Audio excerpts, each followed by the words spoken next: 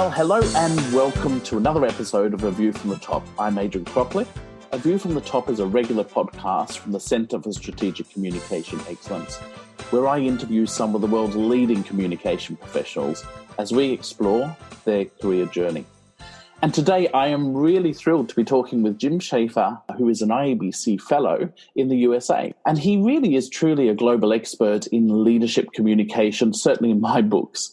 And I'm not sure there are many of us who have not been inspired by either one of his books or articles on the value communication professionals should be demonstrating in their organizations. And I'm going to underline that word should there. He founded the Jim Shaffer Group after 20 years with Towers Perrin, where he was the principal, vice president and global leader for the firm's Center of Excellence, and also an architect and leading practitioner of the change management consulting practice.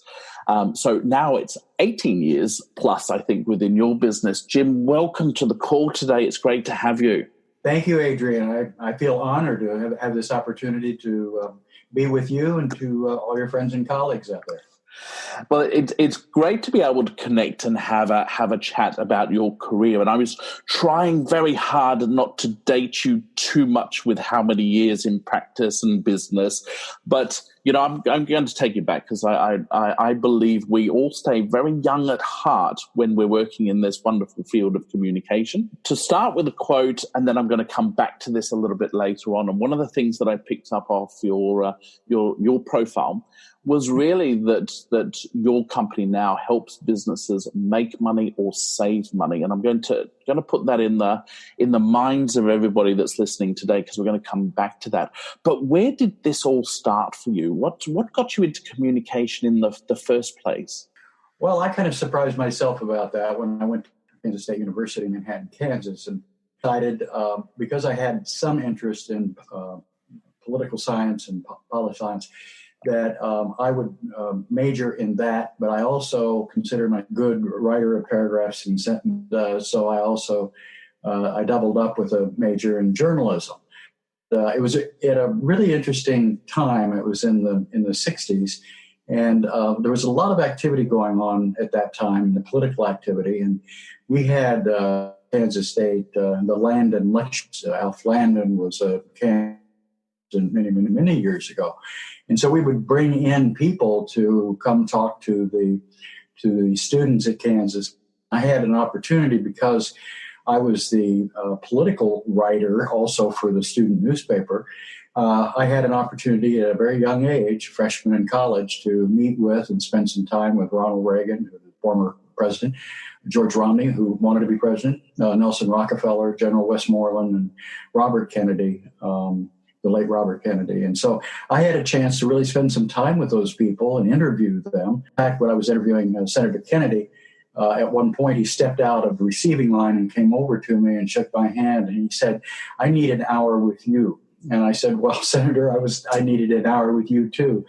And he said, I've got some things, I want some opinions that you have at your age here in the middle of the state of Kansas. And I was very, very influenced by that and impressed by that he cared enough to ask some students what they thought about what he was doing in terms of running for president. So that was my introduction to the political / government world and the world of journalism. That would have been an amazing thrill to rubbing shoulders with those names being so young. And how did that lead on to then what you started to do next? What are some of the jobs that you've done, and how did your career progress?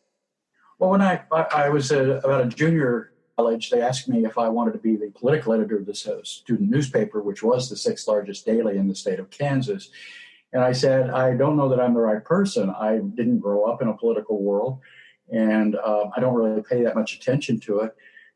So it's not something that I can come in and write a column that's very politically oriented, et cetera, like a lot of other people could. And my professor said, that's exactly why we want you to play that role, is because you don't have any of those biases. And so that then led to the fact that I endorsed the governor of Kansas.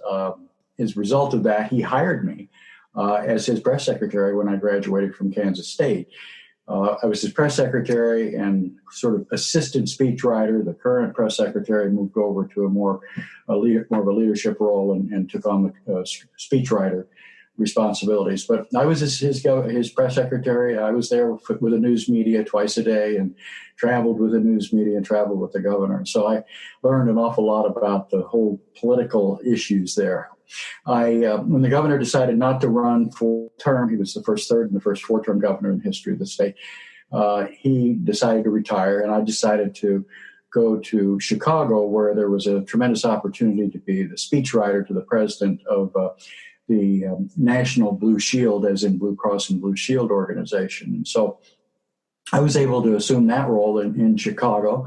It was a lot of fun, and pretty soon somebody came around and said, we'd like you to come to the National Safety Council and head communications and a safety training institute, which we had set up as a product line. And so I did that. So I was the governor's press secretary. Then I worked as a speechwriter and head of communications for the National Safety Council. It was at about that time that I started getting a little bit of a fear about my career, that I really liked how it all launched with the governor and that sort of thing.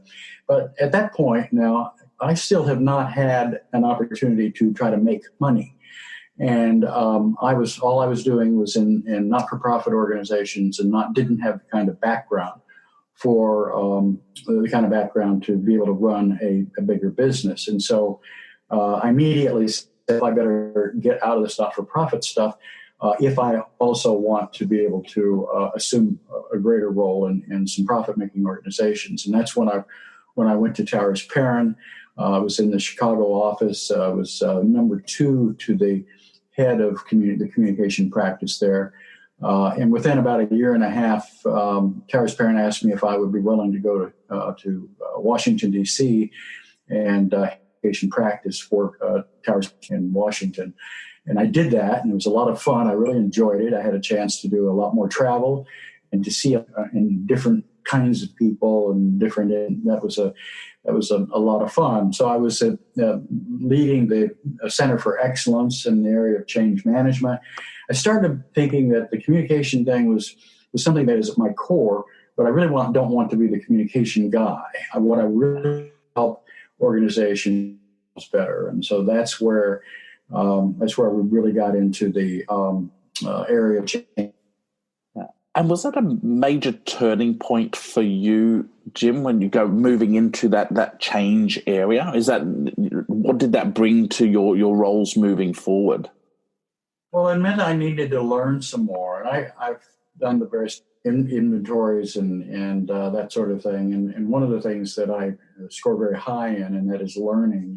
And what it means, not only do I like to learn, but I like to teach. And so as the practice leader in Chicago and then moving as the practice leader in Washington, D.C., it gave me a chance to teach a lot of people, to learn a lot more. And I needed to start adding more to my communication quiver, because if I was only going to be the communication guy, then that really restricted me. And so what I wanted to do instead is to make this organization, my client organization, better than it is. And so I learned a lot about change management. I learned a lot about leadership. I did a lot of leadership development. I did a lot of work in the area of learning about metrics and measurements and business strategies and all of that stuff that really had been foreign to me up until that time. So I think one of the things that I have all along is I've constantly been trying to learn and try to figure out new ways to do things better. So after about 20 years with Towers Perrin, working in a number of different areas in the country, then left the firm after 20 years. I was able to an early retirement. And my first book, The Leadership Solution, came out just about that. So I ended up forming my own organization called the Jim Shaffer Group. And our focus is on building strong organization performance through strong leaders and highly engaged people. So the focus now has shifted from a governor's press secretary to not-for-profit to profit-making to a broader view and consideration of communication. Just the newsletter, even though it is about the newsletter. It's not just the video, even though it is about the video. It's about all the different things that we communicate in our organizations. I'll pause at that point. Go ahead. Yeah, I was going to say, as you described that, there was almost like taking all of those pieces and then suddenly you put them together. It's like that giant puzzle or all this learning experience, and then it all comes together to say, I'm offering this business back into the communication profession and to organizations to actually add value within the organizations. And I think this is probably the time I bring that quote back in that has resonated so well with me, is you're helping businesses make money or save money. And I'd love to explore that a little bit more, because you've got this kit bag, you've written your first book. How many books now? Sorry, Jim, on a tangent. Well, I've only published one. I'm right in the middle, or about 2/3 of the way through the second one. So it's fantastic. That's a compendium of a lot of my leadership reports that I've done. I'm really looking forward to that one, Jim, because inspired so many people with your thoughts on how communication professionals make a difference within organizations. And I think this goes back to the crux of that quote. So tell me a little bit about that understanding of either we're there to make money or save money in organizations. Yeah, that really started to evolve as I started my career. And one of the things that about when you're running elections, as I was doing at that time, we won 2 elections, third term and the fourth term. And what I started to learn for myself was this isn't about news releases. It's not about TV appearances. It's not about my meetings every day with the news media. This thing was elections. And so the governor was very much talked about it a lot. He said, it's the little things we do that on November 5 determines whether we win or the other person wins. Okay. And so it was that sort of thing that started to instill in me the importance of winning the election or selling more of a product or improving productivity or whatever it was. And so communication changed for me, that it wasn't the process that was important. It was what we could do with it to cause good things to happen. And so when I was working with the Conagra Foods, Teresa Paulson, who was at that time the vice president of communication, was talking about needing a value proposition. And she said, Jim, isn't it really down to just the fact that we either want to save money for our company or make money for our company? And I said, I think you just created the value proposition why you were in this business, in this organization. And I said, what the beauty of it is winning elections is sort of like either saving or making money. And I said, it's not about all the little things we do. It's not the fact that we got the news release out, or it's not the fact that we did this little process thing. In the end, it's about, did you make money for the organization or did you save money? And so a lot of the conversations that I have with other communication practitioners is that they're focused on the profit, on the process all too much. Many times it's about activity. It's about, did you get the newsletter out or did you get something done? And oftentimes what I have to ask is, yes, but did it make a difference? Mm-hmm. The interesting thing about some people might be familiar with the Clydesdales and the Budweiser beer. And one of the things that they always seem to win meter, which says whether people liked those commercials. And they're very sweet commercials of little colts that got lost, and the mother colt came and found it, blah, blah, blah, and everybody cries or everybody.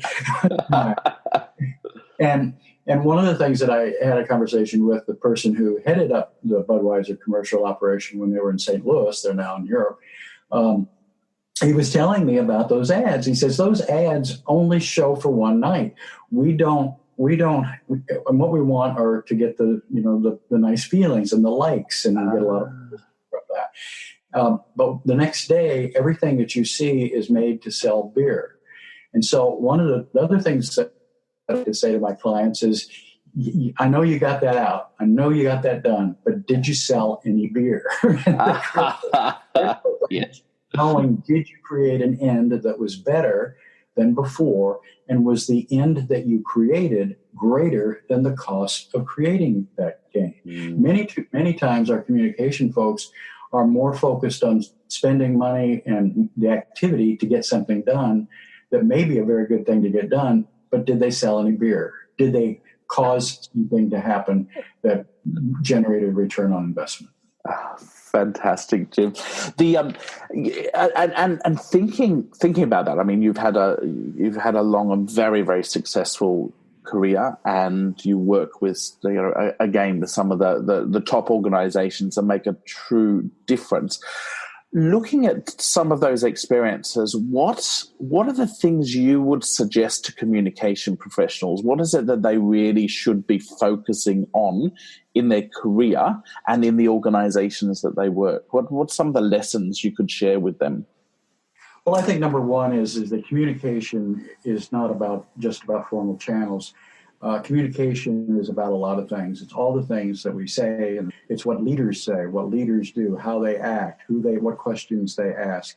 It's about systems and processes like reward systems, measurement systems, and all those that communicate very powerfully. And same with the formal channels. What we need to understand is that there's some disproportionate emphasis and impact that those three different core communication activities have. Leaders account for about 60 to 65%. If you're going to change the way an organization is run, you're going to focus largely on the leadership and the leadership communication. The second piece is about 30 to 35 to 40%, depending on the organization and the industry. And that's about systems and processes. A reward system designed poorly can cause behavior that is way away from what the organization's trying to do. We were asked with one client to try to help them get about $220,000 of damage out of their distribution center because it was one center of $2 million in all of their centers. And so we went into the organization. We identified the people. Some people said, well, it's because we're recruiting the wrong first people, and it's because we hurry too fast, and the forklifts bump into the boxes and tear them up, and we have to repackage them and that sort of thing.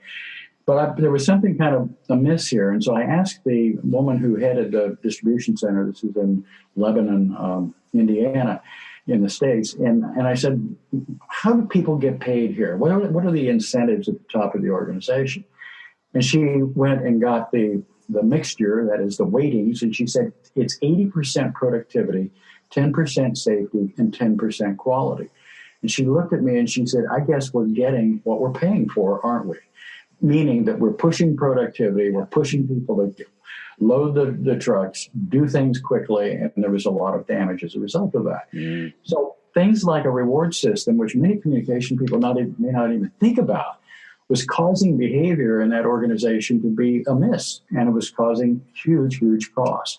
So that 30-35% is the processes and the systems, and then finally it's the formal channels, about 5 to 7%. So it is not the most potent, and so it's very important to understand that managing the communication system includes something that's much greater than what we might have learned in high school or college. Yeah, excellent. And Jim, when we think about, I think as a profession again, we're standing on the edge of a cliff again, looking out onto the horizon and going, we're about to hit change again in our profession. We're going to see changes come in. As you know, we've been working on some work with AI and doing some research in that area. If we looked forward, where do you think certainly the communication profession is going, particularly when it comes to leadership comms or internal comms? What are some of the things we really need to be focusing on in the future to stay relevant? I think that we're going to need to focus on future to stay relevant, but it's not going to be, in many respects, a significant difference from what we're doing right now. And I think the thing to a lot of young communication people is that this is not about activity, it's about the results you create, and it's about value. Value being that you do costs less than the gain that you are able to create. So I think that is an important thing. I think the other piece of it is that we need to start understanding a little bit better that communication breakdowns are what cause a whole lot of problems in most many organizations. And when I say communication breakdown, there are things like mixed messages, like we said one thing, but we did it. Slow moving information. I can't get information about pricing strategies from headquarters because they're not available to me. Yeah. Inaccurate or non-existent communication. These things are causing huge problems in organizations. I think an awful lot of people are still back with their news releases and their videos and stuff like that don't really even the target. So if I were a communication person, one of the other things that a young person, I would say, one of the things we need to do is start with the result in mind. This isn't about how we're going to start getting stuff out. It's about what result do we want to create. This means we need to know where the best opportunities are to improve performance, the root cause of those problems, and then identify what the cost of it is, and identify then from there what kind of a return on investment you're going to make and get. So communication needs to be much more aggressive, and it must be much more future-focused and results-focused. And so what I've talked to an awful lot of particularly younger communication people, and my whole point is shift from an activity focus to one that is focused on results and value. Value meaning the gain you created is greater than the cost to create that gain. But Jim, and I this is why you and I think the same. That just resonates so well, and I hope that everybody today has picked up some great tips from Jim. You're always a great storyteller as well, Jim, and I really thank you for joining us today and taking the time out, because we'll leave it there. We like to try and keep the podcast fairly short, but some great takeaways in that one, Jim. And thank you for joining us. I'm honored, Adrian. Thank you very much. And so thank you, everyone, for joining us today. If you want any further tips, please check out the website. But look forward to our next episode coming up real soon. Thank you, everyone.